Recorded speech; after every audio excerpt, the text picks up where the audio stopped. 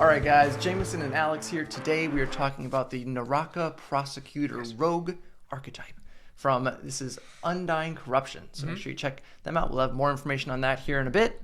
But all that being said, if you're new to the channel or the series, what we're going to do is go through all the abilities gained in the subclass. We're going to rate the roleplay, combat, and synergy based on how the abilities gained in the subclass improve on the base class abilities. Don't forget to like, comment, and subscribe to be entered in our giveaway. So yeah, it's the big one. Maybe if you're, getting away from D&D, maybe we'll swap it out. If you're interested, to swap it out for like a Pathfinder bundle instead. Sure. Yes. Let's jump straight into it. What do we get with this subclass, Okay, Alex? so we get a couple of abilities starting off at level 3. The first one is Accuser.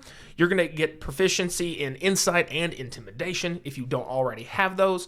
Your proficiency bonus is doubled for any ability checks that you make using either of these proficiencies. So you're essentially going to have expertise in two abilities right off the jump at level 3. Yeah, which is nice, but they are a little bit more on the social interaction side of things. Yeah, so for sure. But still, specializations, you'll take them. I mean, you're a rogue. You're going to be good at a lot of things. Very good at a lot of things now. Also at level 3, we do have Karmic Mediator. Your movements become one with the ripples and waves of karma pressuring the universe. You can use Cunning Action to take the Ready action. So that seems like not much, but there's a reason for that. Yes. And one thing to keep in mind too, again, Cunning Action is a bonus action. So basically you can ready an action as a bonus action. Yes. Which your rogue, sneak attack can happen outside of your turn. This is true. If you're clever with your strategy, you could set up multiple sneak attacks. Yes. Is the thought process behind it. It gets way better later on. Yes. It does. It's a very strategic subclass. Yes. At level 9, we have Underworld Arbiter. You're gifted with resistance against necrotic damage. In addition, when you ready an action, you can choose to trigger a Charisma Intimidation check against a creature that isn't incapacitated, contested by the target's Wisdom Insight check. If you succeed, the creature becomes frightened for 1 minute. If you deal a successful sneak attack against a creature frightened in this way, you can roll an additional 1d6 when you deal sneak attack damage. The bonus increases to 2d6 at level 17. The frightened target can make a wisdom saving throw, DC 8 plus your proficiency plus your charisma, at the end of each of its turns, ending the effect on itself on a success. Important distinction. Again, every time I read these, it seems like very small, insignificant words, but it does matter when it's frightened in this way. Right. So if somebody else is frightened of something, or you cause to be frightened of you for some other ability that you have, it has to be specifically from this ability to get that extra sneak attack damage. Right.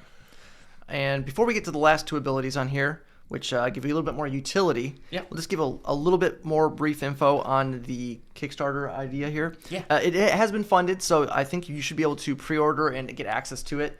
But this is just kind of a preview of some of the content, these first two subclasses we reviewed.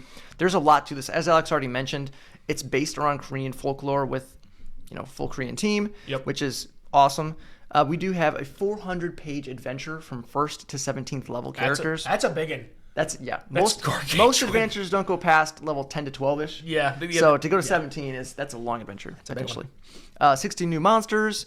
We get multiple new races that go along with the setting, and new subclasses, of course, dungeons, adventure maps, items, all that you can come to expect from this kind of stuff. Yeah. And one other thing that is nice from the stretch goals that was unlocked is the Pathfinder 2e conversion.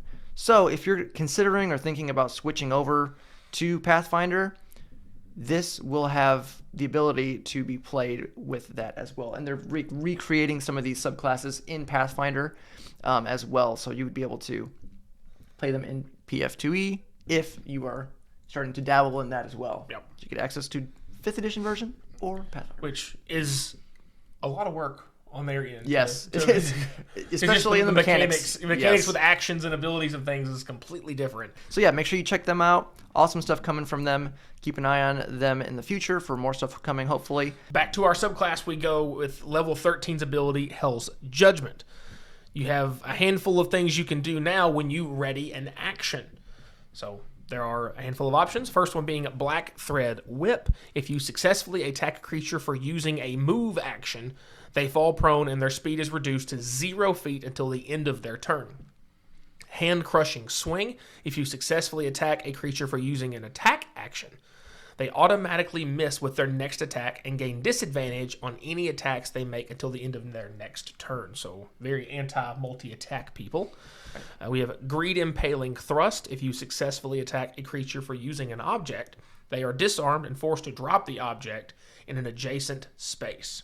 And finally, we have Tongue Splitting Strike. If you successfully attack a creature for casting a spell, they cannot speak until the end of their turn. And during this duration, the targeted creature cannot cast spells with a verbal component. So it's straight up a silence effect. Yeah. You can use this feature a number of times equal to your proficiency bonus and regain all expended uses when you finish a long rest. There you go. Great utility as a rogue, which you don't normally get access to. Mm-mm. Pretty straightforward as a rogue. Usually you sneak and you stab stuff. Yes. So And you go hide away so you can sneak and stab stuff. Yeah, pretty much. And our capstone at level 17, we have Chthonic Justice. You regain your expended reaction at the beginning of each creature's turn. If another creature triggers the conditions of your readied action, you can use it again as a reaction. If you use your reaction to use a ready dash, your karma-guided movement does not provoke an attack of opportunity. So this really is just going to give you ways to multiply trigger sneak attack. Yes, Yeah. I said multiply. Yeah. Don't worry about that. But basically, it's going to give you more strategy as a rogue to try to set up, because you might see like this one creature over here is definitely going to move, but maybe these other 2 or 3 creatures are going to do something else. So maybe instead of trying to target the one, you try to target the other ones with a ready to action, try to get more triggers potentially. Yep. So there's some strategy involved for sure. This is really a straightforward subclass, but it's one of those examples where if you can use the abilities well, it's got a much higher ceiling of output if you can maximize the readied actions that you can do more than one of with the reactions and once you get to the level 17 capstone anyway. Right. So those are all the abilities. So we'll just move right on into the rating portion of the video. First up is the roleplay asterisk. As always, talking about roleplay, we're talking about interacting with the world around you, interacting with NPCs, non-combat scenarios, avoiding combat, basically things outside of the initiative order. Not talking about your class fantasy, history, lore, background. That's on you as a player. We can't rate you, but we can rate the abilities gained in the subclass, how they might improve your potential in those roleplay scenarios. So, right off the bat, obviously we get proficiencies and essentially expertise in those 2 proficiencies, which are insight and intimidation.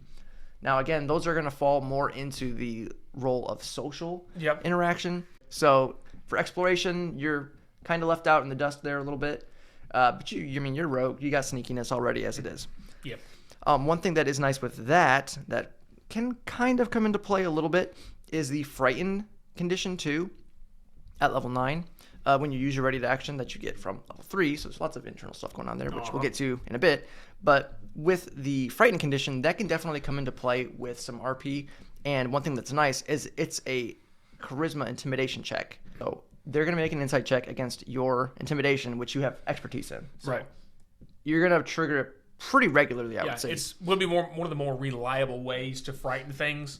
A lot of times, frightening is not super successful, especially against higher level stuff. But even with your expertise in that skill, you have a better chance of that scaling with you at higher levels of difficulty. There is some niche use as well with ready action stuff, though typically when you're readying actions, that falls into initiative order, obviously, because outside of like a time constraint, you really don't need to trigger, reactions and stuff like that. There's only going to be very specific situations where you're readying an action in a social situation. It would be more, I think, useful for like dungeons and puzzles and things, maybe. Like you're trying to run and trying to ready up like a movement and, you dash and then like ready another dash if something happens. Like you're putting these different triggers. Like if this trap door closes, I'm going to do X or Y. I'm ready to dash. So so you have different things you could do, but it's a little bit harder to justify that. In the roleplay side of things, though it can be done. And then kind of at level 13 as well, you have some utility with your, Black Thread Whip, Hand Crushing Swing, Greed Paling Thrust, Tongue Splitting Strike, all those utility options that you have. There's some potential with those.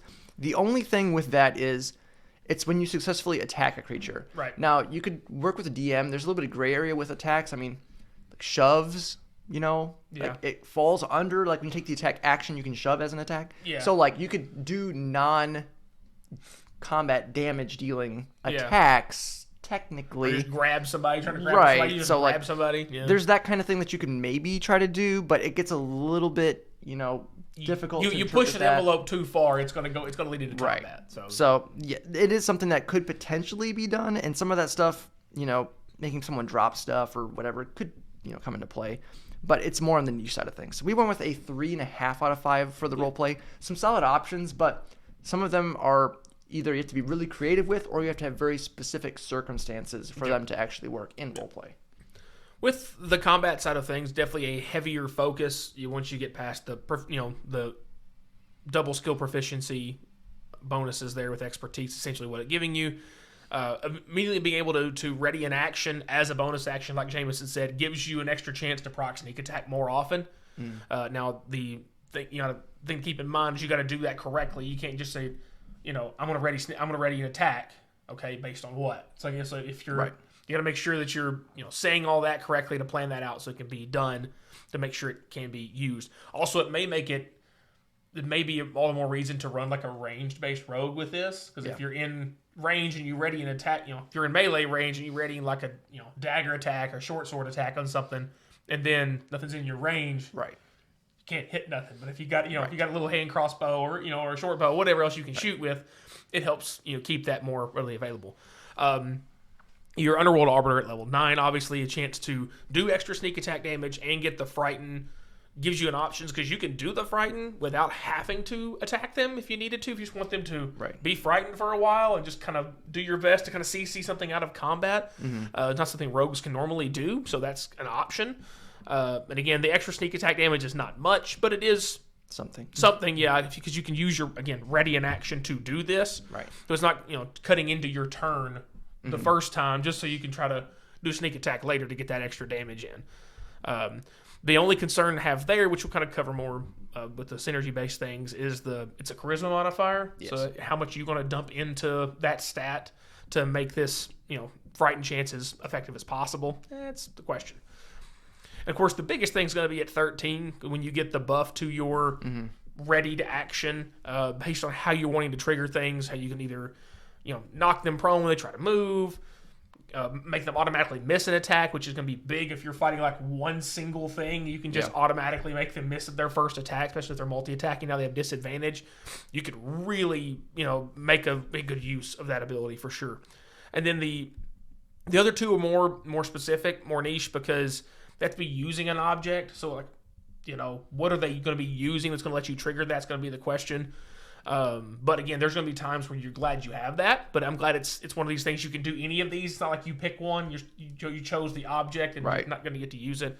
And of course, the tongue-splitting strike is going to be a silence for casters. You got to fight casters to be able to use it, but you're not being penalized for those other two options being more rarely used. Where the first two are going to be a lot more useful to you on a regular basis. And then finally, of course, the capstone is going to let you trigger your ready actions more often, just giving you more consistency and more potency to do what you already have been doing for the first 16 levels more often. So and more chances for sneak attack. Potentially. Again, you're a rogue, so bully for that. Which will get you to a 4 out of a possible 5 on combat. Again, the biggest thing, one of the bigger things is definitely the Frighten is going to be it's not a great condition anyway, but you do, with being a check with your expertise, is going to help that be more effective. But it lends into that whole mad concept of how much charisma do you really want as a rogue? It's going to be your third stat. I mean, probably the way this is built, but that's some of that reliability. And again, that 13 ability is limited use per day on your proficiency for the entire day, so you can't just be doing them left and right. It's kind of keeping in the same vein of thought here with the synergy. One thing to keep in mind as well is if you are using your bonus action to ready an action versus, if you're 2-weapon fighting, you could be using that to off, hand attack kind of thing. So you're giving up that second chance to hit. Though, as Alex was saying, if you build more of a, ranged rogue, which I feel like a lot of rogues, as you get higher level, you kind of start to transition into that because, they do have uncanny dodge and stuff. But as things get multi-attack or whatever, they don't have the greatest hit die or armor class. They do have a little bit of mitigation with the damage with uncanny dodge, but that's only once a round. So they can take a beating in melee. They're So surprisingly tanky from like 3 to 10 because they evasion and uncanny dodge and evasion hits. Once you start getting above 10, like James said, you get all this stuff with multi-attack and a lot more area of effect abilities and things. you kind of lean more toward what that sorcerer's been doing for a while. That looks kind of fun. Yeah, stay back. Like they weren't close Rather to not stuff. get being clobbered by a huge mallet. Yeah. But yeah, so that can come into play. But again, if you're doing that, you don't have extra attack. No. So it gets interesting on how you do that. Again, too, with the mad multi-ability score dependencies. With charisma, you could just, not worry about charisma and just be okay with having like one round of frightened, because they'll make a check the next time, and with the contest they'll likely fail because your expertise and it's a specific check for them, which they probably won't have that often because it's a specific insight. They have to have insight. A lot of monsters until you get really high.